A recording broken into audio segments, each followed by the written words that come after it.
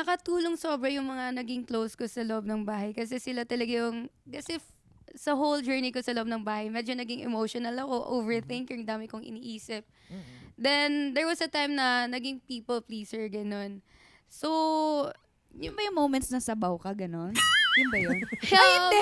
Hindi, diba? May point yun doon na parang na ano yun sa kanya. Hindi. May time yun na lagi kong tinatanong sila kung okay lang ba yung ginagawa ko. Ayun. Because I watch PBB. Oo. Ayun. And then, one of my close friends there, like, lagi akong kinakausap na not everyone's gonna like you, not ano, basta as long as ganito ka. And that's okay, as long as may isang tao na naniniwala sa'yo, okay na yun. I love that. Oo. So, like, yung nag-stuck yun sa sinabi niya sa akin and sobrang thankful ako for him. Ganun. Yeah. Ay, Sino ba? sa Sino kanya. ba? Him. Sino ba Hindi. tong For him? him. Oh, moving on.